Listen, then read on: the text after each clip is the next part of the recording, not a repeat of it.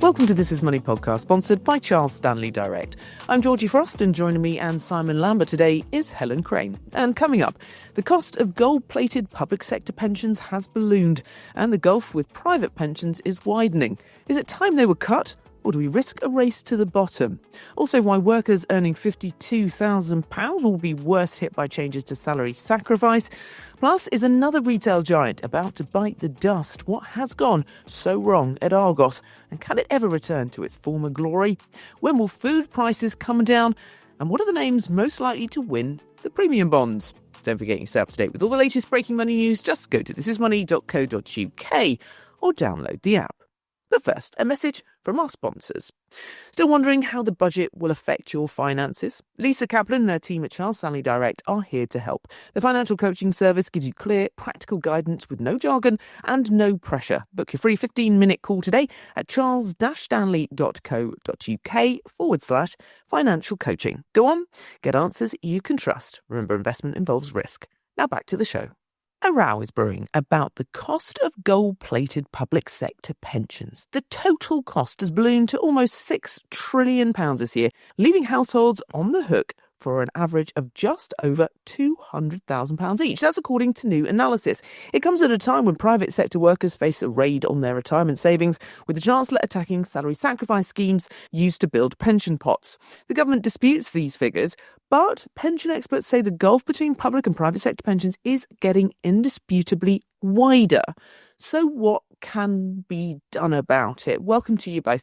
Simon, firstly, just how good are public sector pensions compared to private? Public sector pensions compared to private sector pensions are infinitely better. Well, they're not infinitely better because you can't really be infinitely better than something. But the fact that I reached for that phrase explains how much better they are. The big difference is that, firstly, if you are in a public sector pension scheme, you are almost certainly in a defined benefit scheme. And this means that your employer guarantees to pay you a set income in retirement based on your earnings when you worked there. Now, most of these defined benefit schemes have shifted from what used to be known as final salary. You used to get a percentage of your final salary, so basically your salary on the day you left an organisation, to career average. But even then, they are far more generous, but more importantly, guaranteed when you compare them to a private sector pension, the vast majority of which are now defined contribution schemes in which you pay some money in, your employer pays some money in, it goes into an investment pot, and the amount of retirement fund that you have ready to pay for your pension years depends on the investment performance between then and when you retire. And then when you retire, you have to decide how you're going to turn that pot into retirement income. It used to be that most people bought something called an annuity, which is a financial product that guarantees you an income for the rest of your life and can pay one to your surviving partner, potentially. But most people now keep their pension invested and draw on it. And keeping your pension invested, drawing on it at the right level to make it last for the rest of your life, and doing all of the complicated stuff that means that your pension lasts you and you get enough income is actually quite difficult, and a task that we're laying on people that most people are ill-equipped to deal with. If you work in the public sector, you don't have to worry about this. So to give an example of a scheme, in many of them, what you do is you accrue your pension at a rate of 1/50th. So for every year that you work there, you accrue 1/50th of your salary. As I said, it's not final salary anymore. It tends to be done as a career average. But so say, for example, that you worked somewhere for 30 years. You did 30 years working in the public sector. Well, in that case, you would have accumulated 30/50ths, i.e. 60% of your average salary over the time that you have worked there. And for many people, that number is going to skew towards the higher end of the salary that they've earned over those years rather than the lower end that they've earned over those years.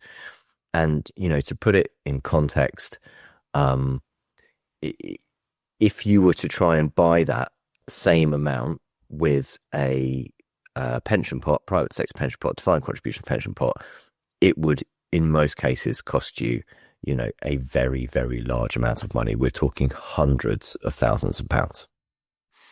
So How did we get to a stage where the cost is almost 6 trillion and this new analysis saying that it leaves households on the hook for an average of just over £200,000 each?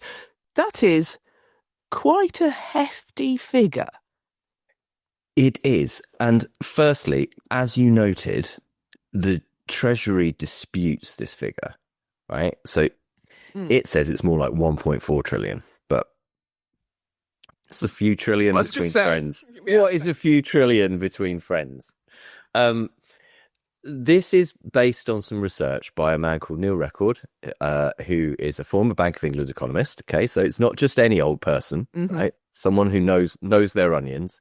And this is the overall projected cost of current and future inflation-linked public sector pension payouts, right? So it's all the money we're paying people now, all the money we've promised to pay people in the future. And the great thing about defined benefit pensions is those promises are pretty cast iron, okay? Your employer has to go bust for them not to meet that promise. And if they do go bust, there is a lifeboat fund, the Pension Protection Fund, which if you haven't retired yet, will replace 90% up to a certain level. But if you have retired, we'll guarantee 100% of your pension. Okay, so they're really good. Okay, there's a pretty good guarantee on there. So this is the estimated cost of all of this. And these are quite generous promises that have been made to people. And illustrating that is how much the employers put in as a contribution. So this is something that is slightly misleading to get your head round, in the sense that most of these pension schemes are what's known as unfunded. So the pension scheme itself doesn't have a pot of money that it then uses to pay the people who are retired and then eventually pay all the people who are working now who are going to retire in the future. Instead, the contributions are paid to the government, and in return for that, current retirees' pensions are paid by the taxpayer. So, but there is a nominal kind of contribution amount that the employer makes, right? Or actually not nominal, it's a contribution amount the employer makes, and there is a contribution amount that the employee has to make in order to get that, in order to build up their benefits. But NHS workers currently receive 23.7% employer contributions into their pension. Teachers currently receive 28.6% employer contributions into their pension. Now, the employees themselves also have to contribute, and that tends to be done on salary level. So at the lowest level in the NHS, you pay in 5.2%, and at the highest level, above £55,000, you pay in 12.5%. Now, 12.5% is a lot more than most people are paying into their private sector pensions. That is true. The auto-enrolment amounts are 5% from you, 3% from your employer. Many employers will pay more than that. They might match it, for example. But you'll also notice that the employer contributions are a hell of a lot more than in the private sector. The reason why this is controversial is because ultimately, because they are unfunded, they're not funding themselves, these pension schemes. Everyone as taxpayers is paying for these. Now, I actually am not on the side of being really anti-public sector pensions. I think people who work in public service, they deserve a good pension, right? But I think everybody deserves a good pension. And what I'm not in favour of is a race to the bottom, where we hack away at public sector pensions and make them worse to the point where they're as bad as private sector pensions. What I am in favour of is making private sector pensions better. We used to have world-class private sector pensions in this country, and then with the demise of defined benefit schemes in companies and final salary schemes in companies, which was due to a number of mistakes made by different governments.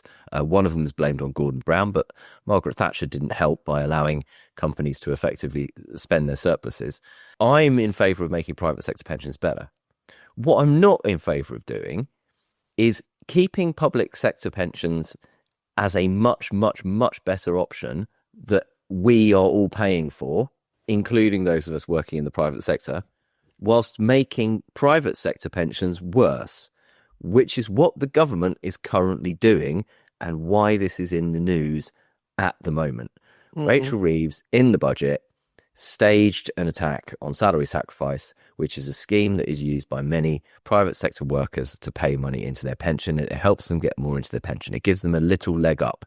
It doesn't totally hold pensions under the water. It's not going to sink private sector pensions, but it is going to lead to less going in. And she has been warned that there's a strong chance it may lead to employers being less generous with their contributions, which, in the scenario where public sector pensions remain untouched by this, and we're all paying for them, doesn't feel particularly fair.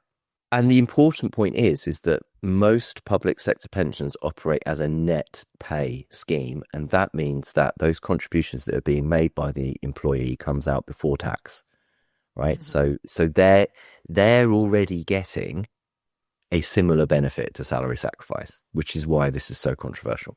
Helen, what can be done about it, though? Because there is no government, certainly no Labour government, that's going to say, do you know what? We're going to just scrap that. You have to stick all your own money into. So that public sector pensions, I can't imagine are going to have a wholesale change anytime soon. And that figure is still pretty high. I mean, even if the Treasury is right and that figure that they've given is a quarter of what this guy Neil Records says, you're still talking about £50,000 per household. And Helen, at a time like now, we'll get onto cost of living crisis in a minute, but that 50,000 could very well be put in people's own pension pots. So what's the solution here? If it's not a race to the bottom, how do you lift all ships, as it were?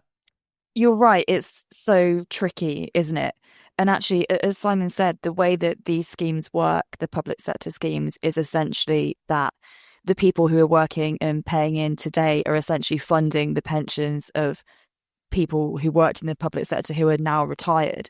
So if you were to change that scheme, it leaves an instant funding problem. If you were to say, I mean, as you said, it's unlikely to happen, but if you were to change public sector pensions to the kind of system that the private sector has, where you pay in and you have a pot, then how do you fund the pensions of public sector people who are already retired? So it's I don't even know how that would begin to work. It would be a huge cost. And it comes at a time as well when people, especially in the private sector, aren't saving enough for their retirement. So you're right, this huge kind of gap is emerging, and that it's going to become incredibly difficult. I think people already aren't saving enough, and now the government's doing things like capping salary sacrifice, which is encouraging people to save into their pensions even less. And do we have this situation where there just becomes a bigger and bigger gulf between public and private sector pensions? I mean,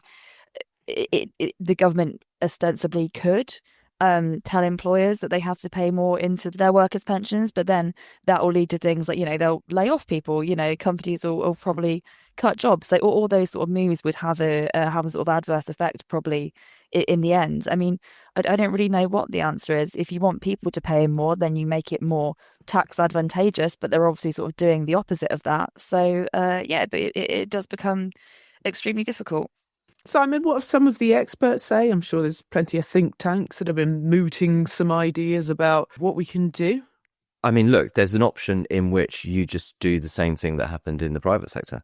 You say, right, from this point on, we're going to stop having defined benefit pensions in the public sector. The benefits that people have already accrued, they will be paid. But from this point on, you won't accrue new benefits, and any money that you pay in will now go into a defined contribution pot. Would seem very, very unfair to people, but that is what has happened to people in the private sector. It happened during my employment at my company. When I started, the Daily Mail had a defined benefit pension scheme, and then it became unaffordable, and it had to stop it, and it has a defined contribution scheme instead, which is a generous one compared to auto enrolment. And that is a situation that played out at companies across the country, and we do have a two-tier pension system.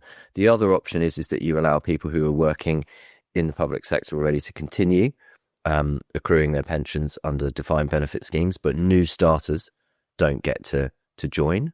You can't go back on the promises already made, and as Helen points out, we've already made them and we're already on the hook for those, so it's going to continue to be expensive quite a long time.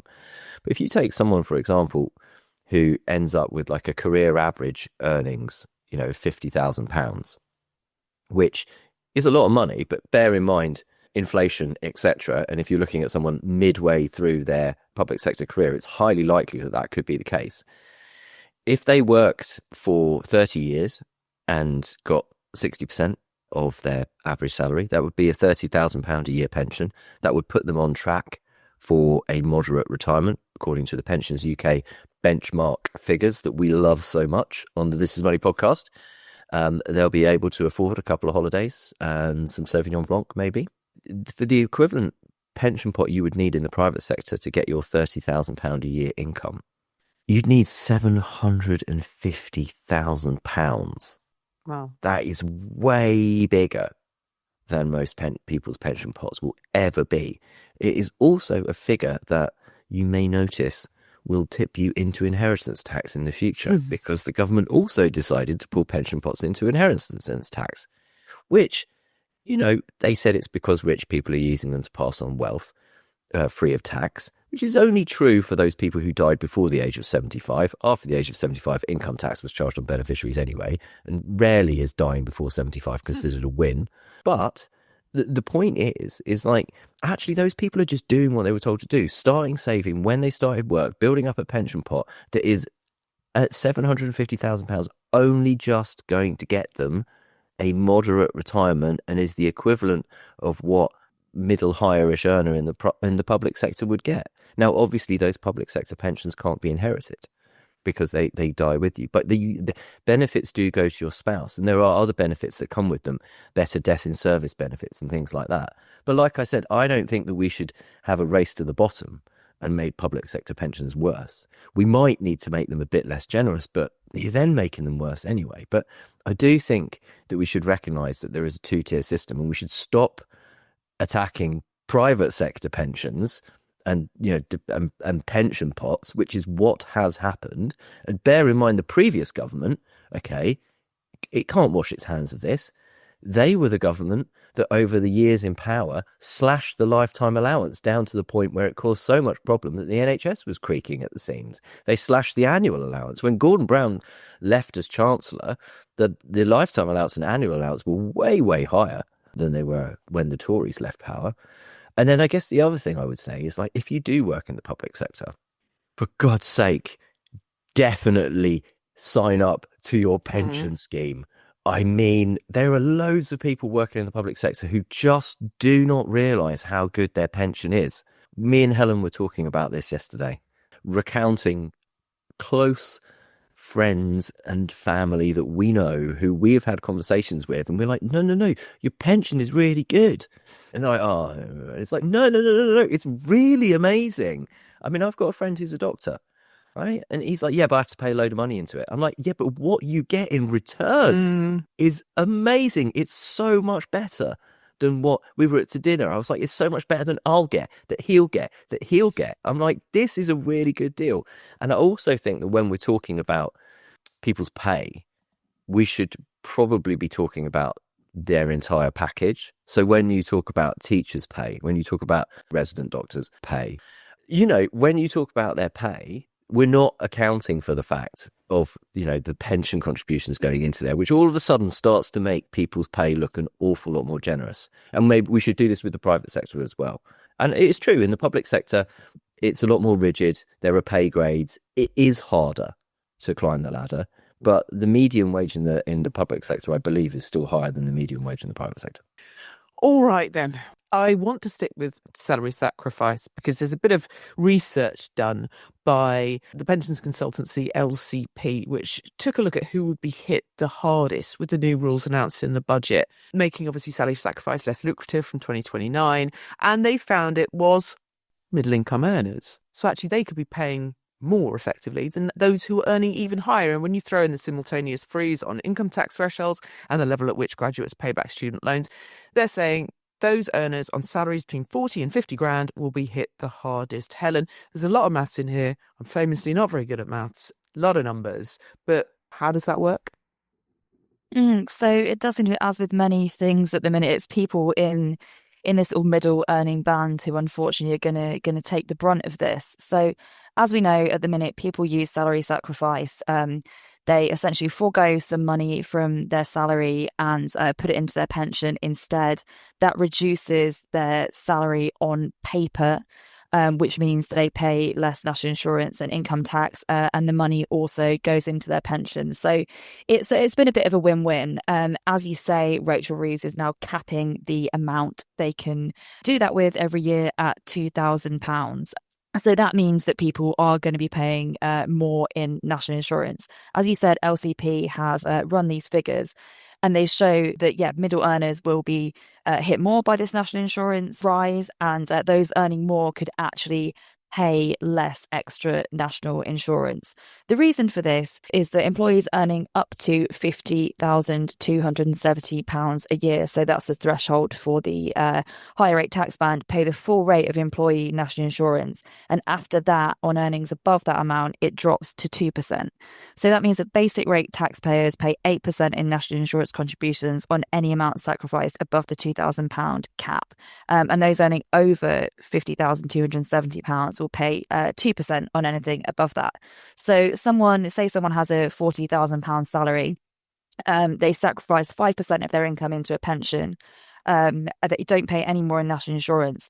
But if they double their contributions, so if they pay in 10%, they'll end up paying £160 more in national insurance. Now, the most affected are those who are earning £52,000 and making a 10% contribution into their pension. They'll end up paying £256 extra in national insurance. So you should say as well, this all comes in from 2029, so not for a few years yet. However, the kind of sting in this, so someone earning just £4,000 a year more than that, someone earning £56,000 a year and contributing the same amount will pay just £72 more in national insurance because of this sort of cliff edge where the contribution amount goes down. So someone earning even more than that, someone earning £100,000 a year and contributing 10%, will only pay £160 more in national insurance. The people in that kind of middle salary band are going to be hit worse by it, which is unfortunate. Again, people in that middle band are going to be, £256 a year is not. It's not a huge amount, but it doesn't feel nice, does it? If you're, you know that someone earning double what you are and paying the same proportion into their pension is paying significantly less national insurance on it than you. Not particularly fair situation, I think some would say. Simon, is salary sacrifice, though, is it still worth it? Or should you just up your pension contributions because you're going to get taxed on it anyway? Do we need salary sacrifice beyond that £2,000? It's beneficial to people and it's a good system and it works. And I tell you the other thing, the kicker on this, right, is the reason why salary sacrifice is so good for workers is because you automatically get your full tax relief. With people who pay their pension contributions from after-tax wages, what often happens is you automatically get your basic rate tax relief. So you get your 25% uplift to take you back to where you were before 20% tax was taken off. But then you have to claim the higher rate tax yourself, either through a tax return, filling in a form, writing to the tax man. And lots of people don't do that. Lots of people miss out on the extra tax relief. And that saves the government an awful lot of money. So that's one of the other reasons why the government doesn't like salary sacrifice. It is still worth it. If your worker's got a salary sacrifice scheme, use it. I mean, it makes sense to do it. You will still be able to salary sacrifice after this. It's just a cap on £2,000 on the national insurance benefits you can get. If people then don't salary sacrifice so much into their pension, their employers will have to pay more national insurance because they'll be paying them the money instead and it'll increase their costs. It's still possible to use salary sacrifice. Even when this comes in, bear in mind it's not coming in until 2029. It will still be possible to use salary sacrifice above the £2,000 cap. You just won't get the national insurance benefits. You can still use it to avoid the tax traps and things like this. But that's where this kicker comes in for the £52,000 people, right? If you earn about £50,000, you are getting an absolute pasting from the frozen thresholds in terms of income tax. I mean, everybody's getting an absolute pasting from it, but you're right at that point where you go from 20% to 40%. And so your pay rise is going to get hit by 40% when actually if that band was moving up with inflation, it should only get hit by 20%. And and it's going to be taking a big chunk out of it. So if you only get an inflation matching pay rise, actually, you're 20% worse off. That's it for part one.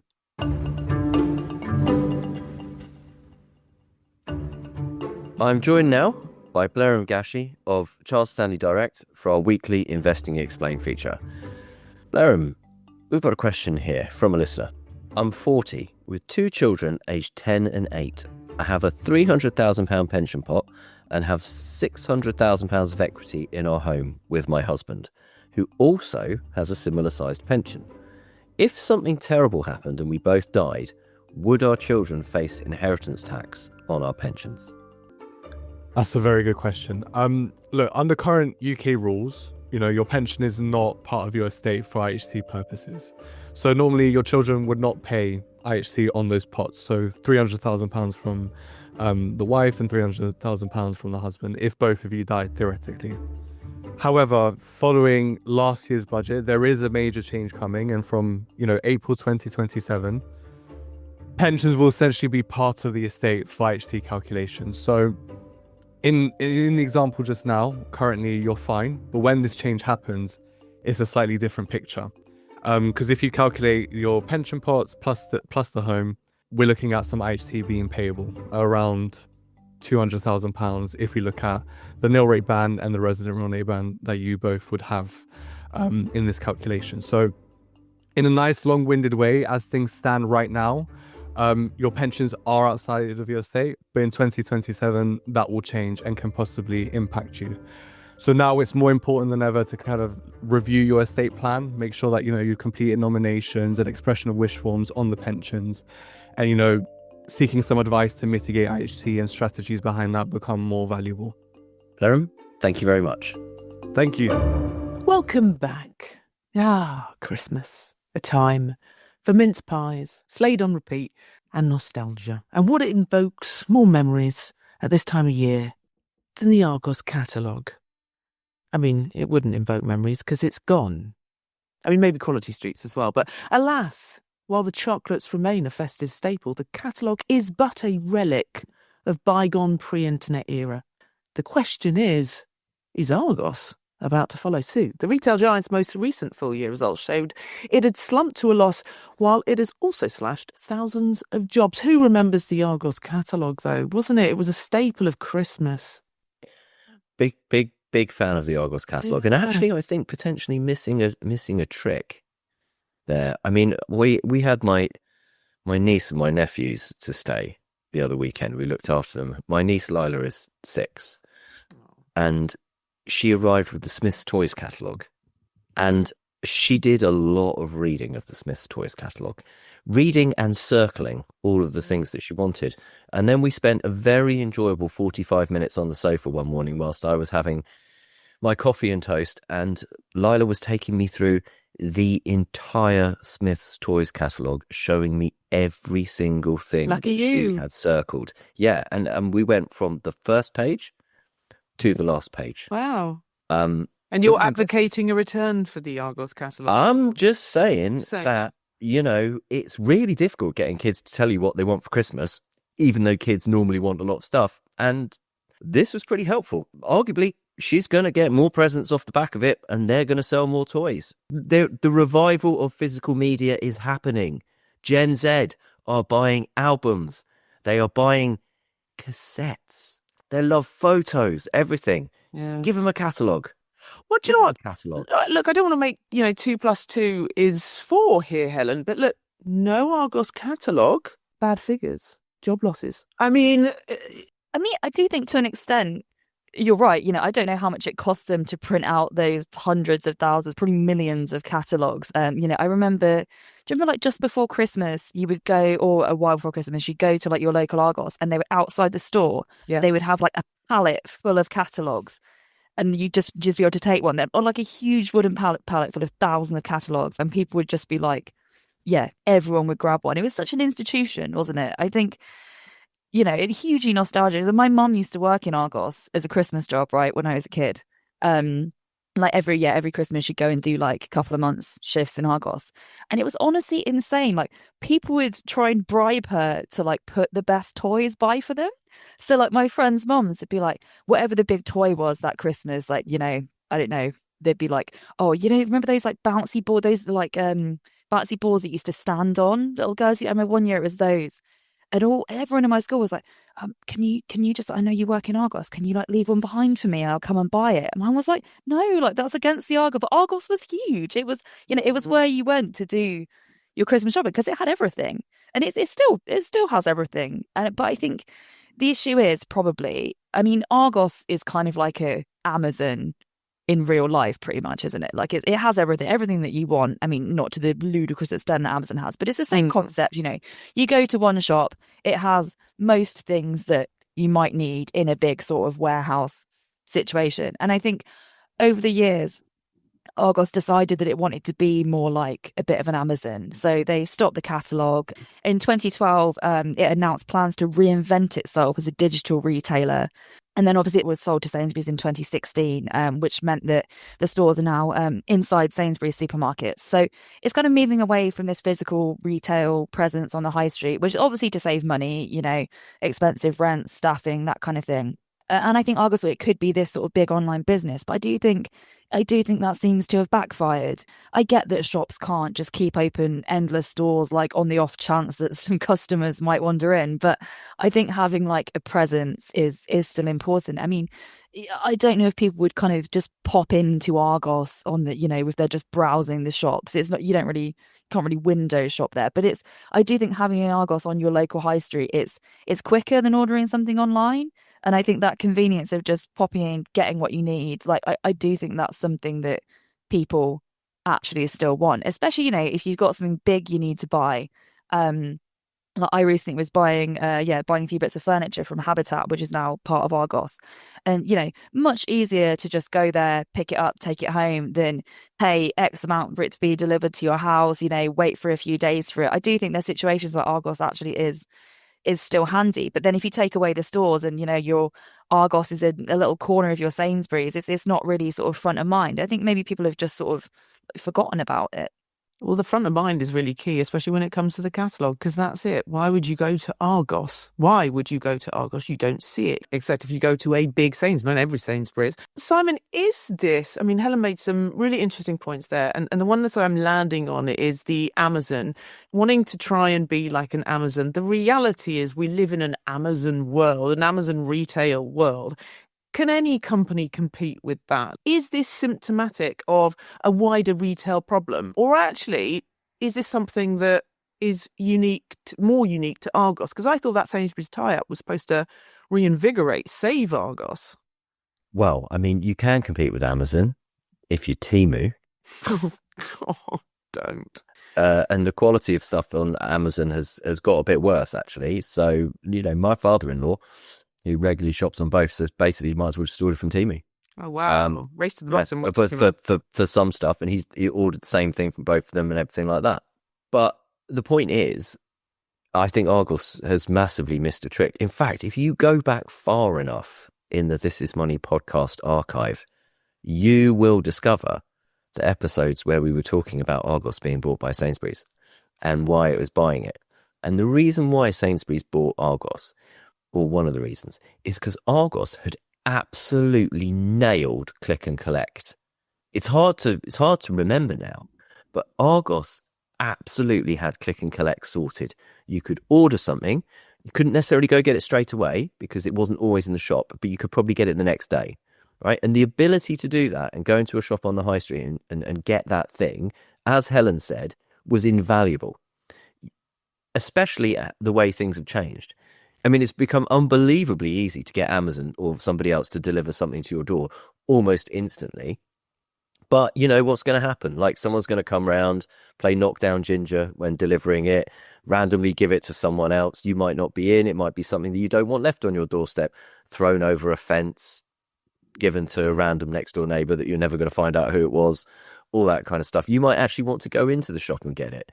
And that's convenient for people. And there was this idea that they would shift it into Sainsbury's and people would do it in Sainsbury's, but it's just shifted it out of town, it's shifted it out of mind. And if you went into Argos at Christmas, it was always busy. You know, and it did great business. And I think They forgot what their unique selling point was. They've then tried to make the website a bit more of a marketplace. A note to any retailer who is considering doing this, and a note to those who have already made this mistake. Do not try to turn your website into a marketplace where you are selling your own stuff and also random stuff from other people. Consumers do not like it. If consumers want to buy random stuff from loads of people, they will go to a small but increasingly popular website called Amazon, right? They're not going to come to you, and you can't compete with Amazon on that stuff. What they want from you is to buy something from your shop, right? Whether you deliver it, or often because they want to go into your shop and get it, what they don't want to do is have to spend 20 minutes scrolling through endless amounts of stuff on sale with no obvious way of working out who's going to sell it to them or when they might get it, right? That's not why we're on your website. If we wanted to play that game, we could go to Amazon or Temu or someone else, okay? And that's a big mistake, the marketplace thing. And then also it's this unique selling point of being on the high street. It's like, look at Nationwide. We talked about this a few weeks ago. Nationwide is hugely benefiting from that promise to keep those branches open. As all the other banks shut them, Nationwide Building Society kept its branches open. It's now the last branch in town in loads of places. This has become a virtuous circle. It's picking up more customers. Those customers are more profitable. Customers are happy. People are rewarding them. Read the comments on the story, the exclusive story we had from Nationwide about it continuing its branch promise to 2030. They are literally 98% of hundreds of comments of people going, well done, Nationwide. Thank you, Nationwide. This is great. Other people could learn from it. So I would say, get yourself back on the high street. Support the high street. What do people say makes somewhere a great place to be? A thriving high street. Argos, get yourself back on the high street. Get that catalogue back in people's hands. Yeah. We will come back to you. Absolutely. And councils sort out the parking so people can park in town. Oh yeah, as well. Yeah. Just thought I'd throw that in while we're on the subject. Right, we're going to stick with shopping because it's been 4 years since we first started talking about the cost of living crisis. While inflation has fallen back, energy bills have eased somewhat. We are still feeling the pinch, a fair amount, at the supermarket checkouts. Why are food prices so high? And is there anything the government can actually do to help? Helen, what's been happening to food prices over recent years? Everyone knows that they've been going up because everyone sees it week in, week out. I think this is one of the most obvious indicators to normal people of inflation and of where things are. You know, for years we've been talking about, oh God, like £9 for a bottle of olive oil, like Lurpax, how much? Like these conversations have been going on, as you said, for 4 years or more. And I think people were thinking, you know, we've seen energy bills were obviously incredibly high, you know, when they soared sort of £4,000 a year. And they've come down. They're still expensive, don't get me wrong. Like they're still much higher than average, but they're a lot better than they were. And I think people thought that the same thing would happen to the price of a supermarket shop, but it hasn't. So it's still far outpacing inflation, even though inflation has been coming down. So October, the headline rate was 3.6%. And most other areas of spending in inflation is falling as well. But for food and non-alcoholic beverages in October, it increased by 4 percentage points. So it went up to 4.9%. So really, really stickily high, this sort of food inflation is. And it's across all kind of things. So driven by increases in bread, cereals, meat, fish, vegetables, sugar, jam, honey, you know, real sort of staples that you can't really get around buying. And so why is this? In essence, I think it's because companies that produce food, farmers, are affected by all of the other sort of inflationary pressures that we have. So obviously their energy costs went up when energy prices spiked, and unlike domestic customers, they don't have a price cap. So they were subject to these huge prices that are still kind of stinging from. Also, changes to minimum wage, to employee national insurance. Obviously, factories, farmers are affected by all those things as well. They're putting their costs up. And, supermarkets for a while have been trying to, it sounds insane because shops are so expensive, but they've been kind of trying to limit, not pass on all these increases to consumers because they want to keep people shopping with them and, they want to sort of stay competitive with other retailers. But I think they're now saying we've had to put up our prices because it's just not sustainable to kind of keep them artificially low. People say, oh, the supermarkets are kind of ripping up, but actually their margins aren't that high. I think their margins between 1%-3%, which compared to other things you buy isn't a lot. So yeah, food has been really expensive for a long time, in summary. It's been a wild time. I mean, who can forget security tags on packs of Lurpak, as you said there, Helen. Simon, Helen mentioned there are lots of reasons why this might be the case, but I don't want to point the finger anywhere. But there was speculation that, some brands maybe might be sort of taking advantage of these sort of cost of living noises, so they rose prices anyway. Is there an element of that going on? And the reason I'm asking you that is because you think about energy sector and you think, well, it's got a regulator. I don't think supermarkets have a regulator. Do they need one? I know that the Chancellor said in the budget that she wants to make the cost of living a big priority, but of course no measures in there to ease the cost of our grocery shop. So, what can they do? Greedflation is what you're referring to. Yes, that's the one. Greedflation, that's what we termed it. This was back in the kind of peak of the cost of living crisis and just after it, actually. And it was a lot of brands, big name brands. So if you're buying branded stuff, people notice the cost of that going up hugely and well above inflation. Now, the companies involved denied that they were doing this. But the pricing seemed to indicate that they might be taking advantage of their defensive position as brands with moats, Warren Buffett style moats, where basically people will continue to buy their product. It's considered unique. There are many people for whom Heinz ketchup is the only ketchup that they will buy. I will admit, I was one of those people. For almost all of my adult food buying life, the only ketchup I would buy was Heinz ketchup. And I stopped buying it just after that kind of greedflation era because I was just like, I went in one day and I was like, I am not paying that when I can buy that supermarket own brand ketchup for a third of the price. And you know what? If you find a decent supermarket own brand ketchup, it's pretty good. So yeah, there was this greedflation thing. Now, producers will tell you that energy prices, etc., huge rise in energy prices. If you look at a UK producer, for example, so let's ignore the big global brands, but if you look at a UK producer, they have got huge rise in energy prices, and energy costs more in this country than most other comparable countries.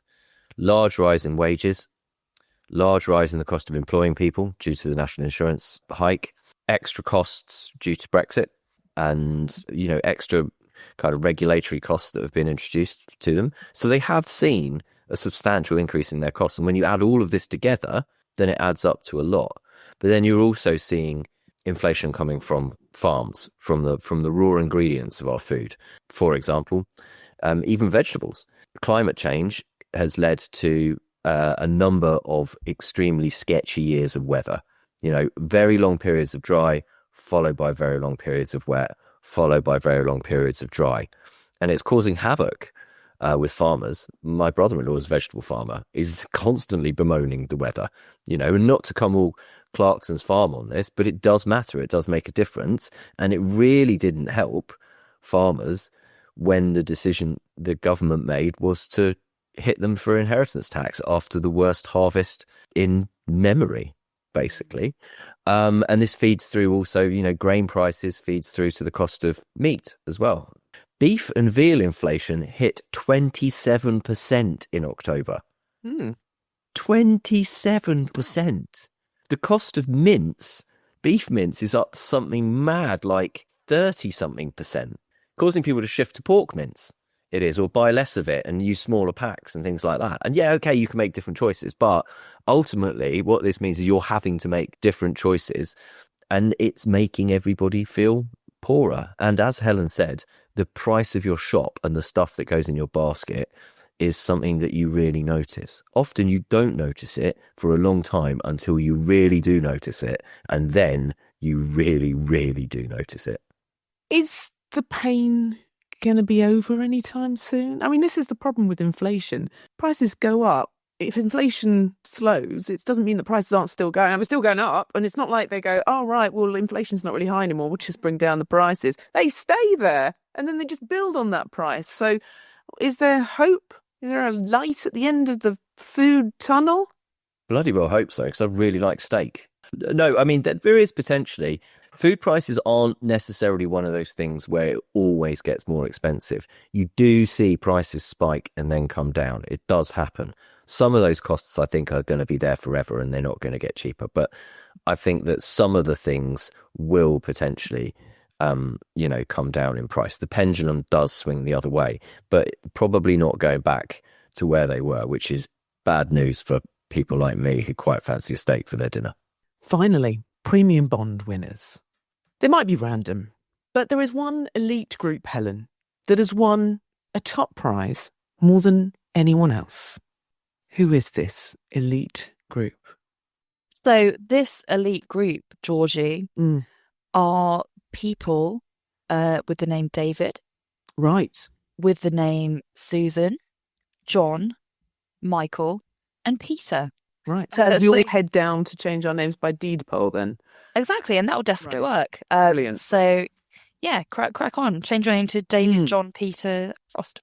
I noticed there that Helen did quite well. The top 100. Yeah, so Bad luck, Helen's Simon. up there. No, but I do find myself compelled to sort of search the list for Jennifer, Alison, Philippa, Sue, Deborah, and Annabelle too. Did they make it? But what is interesting about this list, though, Helen, can I say this? They're quite, some of them are quite older names. Yes, exactly. And Helen included. No, it's fine. I always say this to my mom. Like, well, what were you doing? Anyway, it's fine. I'm over it. Yes, you're right. So this is some exclusive data that NS&I has dug into for us. And they've looked at, the names of people that are most likely to win premium bonds. Do go and look at the story on the website. You can search through the whole list by year and see the full rundown of the names that are most likely to win. Yeah, you're right. I mean, obviously there is a large element of this that is, these are the people that are perhaps more likely to own premium bonds, perhaps older people, although I do think younger people are actually increasingly kind of looking at premium. Even some of the younger people in our office, maybe we're a bit biased being sort of financial journalists, but I do think there's maybe a sort of wider age spread than you might think in premium bonds. But yes, obviously there is an element of this that is, are these just the people who are most likely to own premium bonds? But, it's a bit of fun. See if your name's on there. It's, premium bonds are a fun product, aren't they? Have a look at our fun little list. It all becomes clear now why Lee's had such bad luck, Simon. There ain't no Lee on there. Exactly. There ain't no Georgina either. I count George, though. I think that's totally really. I'm 53. That's man called George, if I'm going to be entirely honest. It's unlikely to be that many of them are women. Simon's on there, 45. Is it? I missed it. Yeah, Simon's on there. But it's quite an old name. When I was at school, we had a lot of Simons in my year. Now there's hardly any babies called Simon. Oh, well. I was in the Simon boom. They're all called Noah now. When we're recording this podcast, in about 35 years' time, we'll look at that list. I tell you, Noah's going to be massively featuring. Yeah. Oscar as well. That's going to be up there. All right, then. Simon's stat of the week. Okay, my stat of the week. My stat of the week is related to something that I said earlier. And I thought I should probably look up what the actual answer is. Is the median salary higher in the public sector or the private sector? The median salary, which is the one that if you put everybody in a line and you chose the person in the middle and is generally considered to be a better representation than the mean average, the median salary in the public sector is £39,943. The median salary in the private sector is 32,376. That is from the most recent ONS figures. So the median salary in the public sector is well ahead of the private sector. And interestingly, if you look at the percentiles, right, there's comparisons of the percentiles here. People in the public sector, the median person in the public sector, is better paid all the way up the percentiles until you get to the 75th percentile, at which point public sector £48,018, private sector £49,192. And from that point on, private sector is better paid. But all the way up to that 75th percentile, the public sector is better paid. There was a lot of stats in there, Simon. But it was a good one, though. It was good. I enjoyed it. Thank you very much, Simon. Right, that is it. You can keep up to date with all the latest breaking money news. Just go to thisismoney.co.uk or download the app. And if you have any comments or questions for the team or anything you'd like them to look into, Simon. Email us at podcast@thisismoney.co.uk. Tell us what you think. Tell us how we could fix pensions. Also, send us your questions for Steve Webb. Pension questions for Steve Webb. He's keen to get them. We will be answering some sent in by podcast listeners. And come to thisismoney.co.uk/podcast to join in the debate and read your comments. Thank you very much, Simon. Thank you, Helen. And thank you for listening. If you like our podcast, why not rate us wherever you found us? It helps other people find us too.